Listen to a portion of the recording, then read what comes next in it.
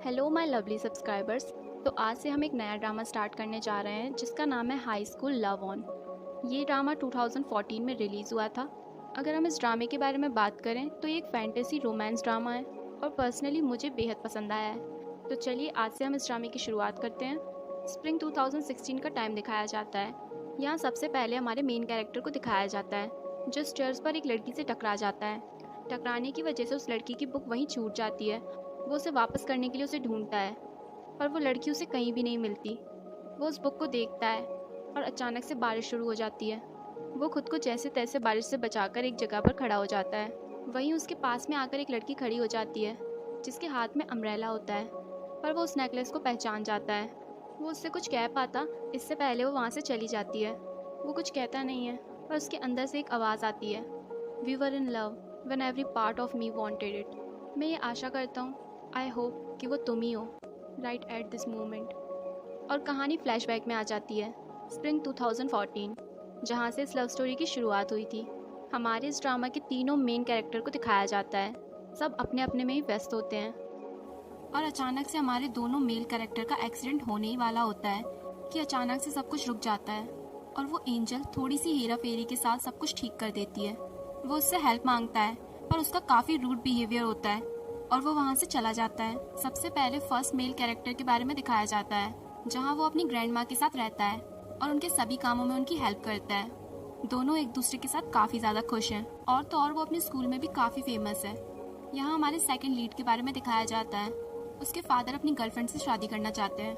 वो उसे कन्विंस करने की कोशिश करते हैं। हमारी फीमेल लीड की तो बात ही क्या करें, वो तो एक एंजल है। अचानक से एक प्रोफेसर चक्कर खाकर गिर जाते हैं। सब उनकी हेल्प करने पहुंच जाते हैं, यहाँ तक कि मेन लीड भी। वो एंजल वहाँ आ जाती है और कहती है वहाँ से उठ जाओ। ये आवाज़ उस आदमी के अलावा किसी और को सुनाई नहीं देती। उस आदमी की आत्मा उठ जाती है। वो अपनी बुक में पढ़ना चालू कर देती है, Lee Yun Do, male, age 59, die on June 13, 2014। उस आदमी की आत्मा को विश्वास नहीं होता।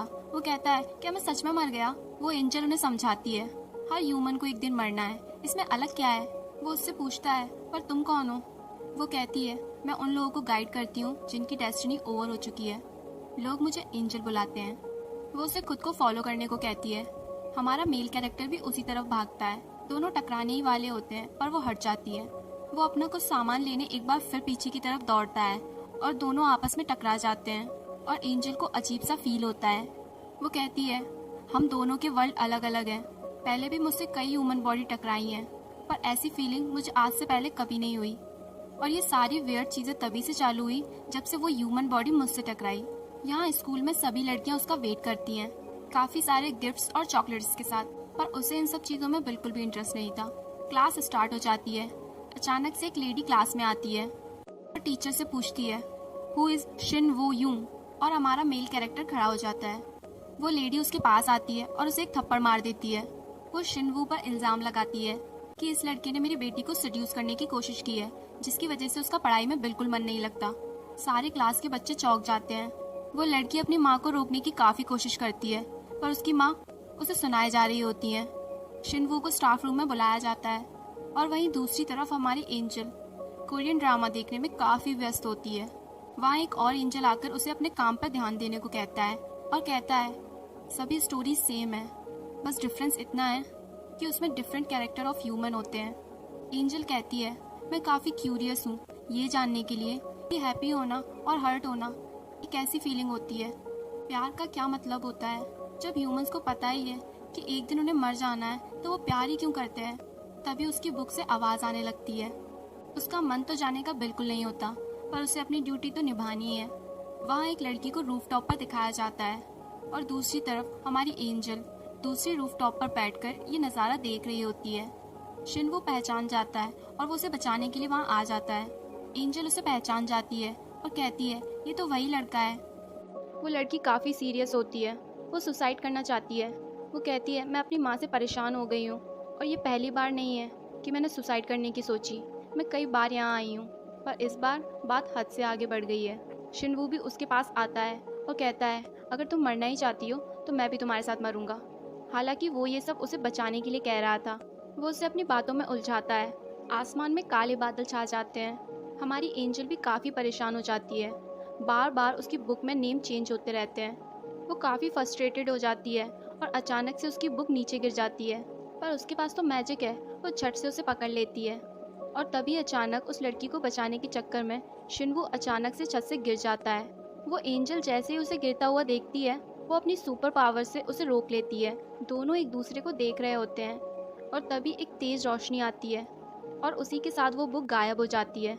दोनों जिन की मॉम के कार के ऊपर पड़े होते हैं और शिनवू की आंख खुलती है। वो खुद को देखता है और कहता है, क्या मैं ठीक हूँ? वो नर्स से पूछता है, क्या ये ठीक है? वो कहती है, हाँ, बस इसे हल्का सा शॉक लगा है। एंजल की भी आंखें खुल जाती हैं। शिनवू उसे कहता है, कैन यू सी मी? उस एंजल ने आज से पहले किसी भी ह्यूमन बॉडी से बात नहीं की होती। वो मन ही मन कहती है, कैन ही सी मी? शिनवू कहता है, क्या तुम ठीक हो? वो उसके फॉरहेड पर हाथ रख के चेक करता है। तभी वो एंजल उसके हाथ को काट लेती है। वो ज़ोर से चिल्लाता है और फिर वो एंजल भी चिल्लाती है। वो ज़मीन पर अपने पैर रखती है और पहली बार उसे फील करती है। वो डरी हुई होती है और अपनी बुक को ढूंढती है। दोनों बाहर आते हैं और शिनवू उससे पूछता है, क्या तुम्हें अपने घर के बारे में कुछ नहीं पता?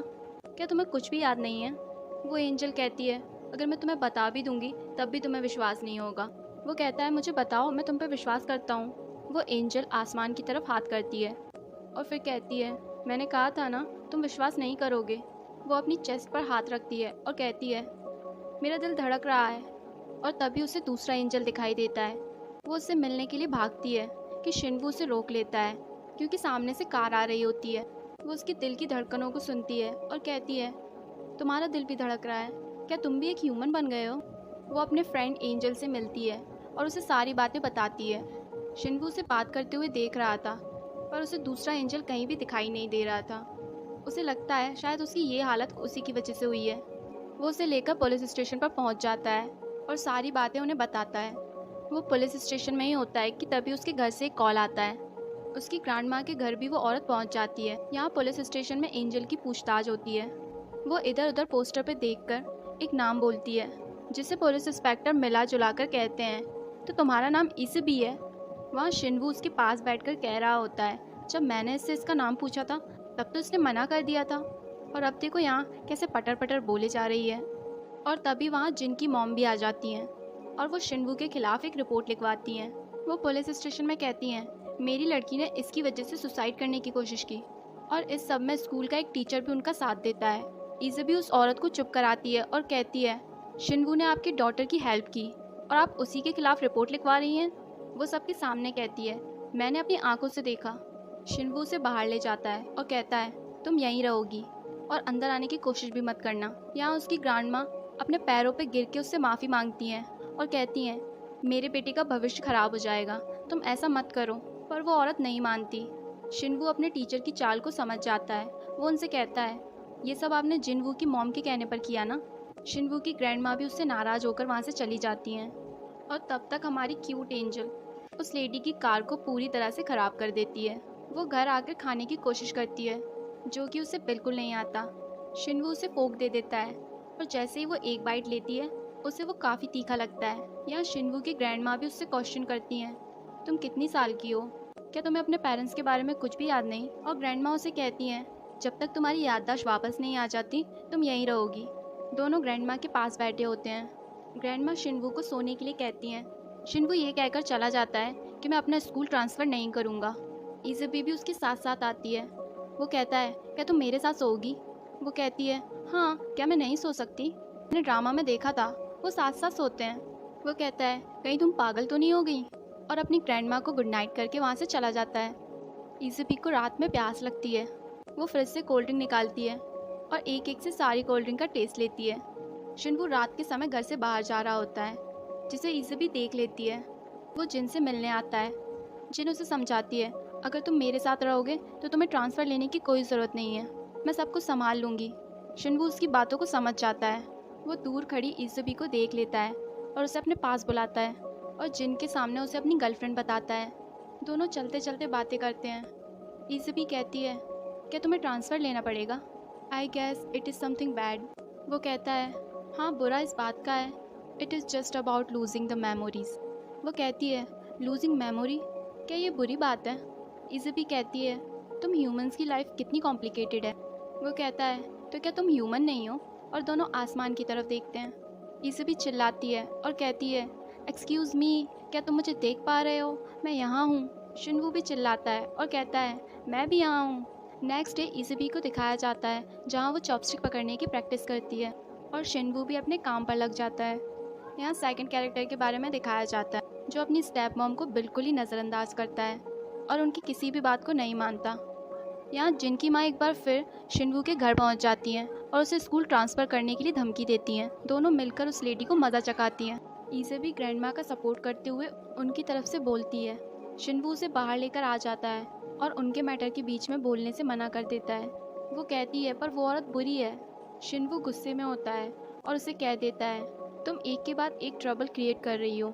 इज़ेबी कहती है, पर मैं तो तुम्हारी हेल्प करना चाहती थी। आज के बाद हम एक दूसरे को बिल्कुल नहीं जानते। I don't know you any more, so get lost. इज़ेबी उसे रोकने की कोशिश करती है। वो कहती है, मैं इस धरती पर सिर्फ तुम्हें ही जानती हूँ। पर वो वहाँ से चला जाता है। इज़ेबी यहाँ वहाँ घूमती है। वो अपनी बुक को भी ढूंढने की कोशिश करती है जिससे वो एक बार फिर अपने घर लौटकर जा सके। यहाँ शिनवू भी अपनी गलती पर पछता रहा होता है और वो खुद को रोक नहीं पाता। वो अपनी गाड़ी लेकर इज़ेबी को ढूंढने निकल जाता है।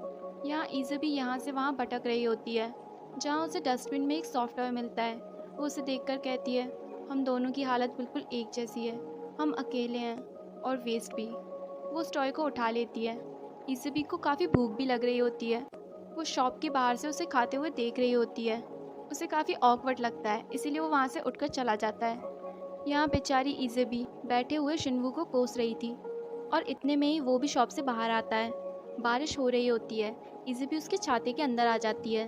वो छाते को लेफ़्ट, राइट और जहाँ भी करता है, इज़ेबी उस छाते के पीछे पीछे आ जाती है। वो इज़ेबी को साइड करता है और वहाँ से जाने लगता है। वो ज़ोर से चिल्लाती है, you are just bad as Shinwoo. वो अचानक से रुक जाता है और अपना छाता उसके हाथ में थमाकर वहाँ से चला जाता है। इज़ेबी वहीं खड़े होकर बारिश के मज़े लेती है। वो रास्ते में चलते वक्त खुद को काफ़ी अकेला फील करती है। वो खुद से कहती है, ना तो मुझे वो नोटबुक मिल रही है, ना ही मेरे पास रहने की कोई जगह है। ऐसे तो मैं जल्दी मर जाऊंगी। How can I return to my home. वो चलती हुई गाड़ियों को देखती है और कहती है, I want to go back, I must go back. और अपना छाता वहीं फेंक कर ट्रक के सामने खड़ी हो जाती है। और इसी के साथ हमारा ये एपिसोड यहीं पर ख़त्म हो जाता है।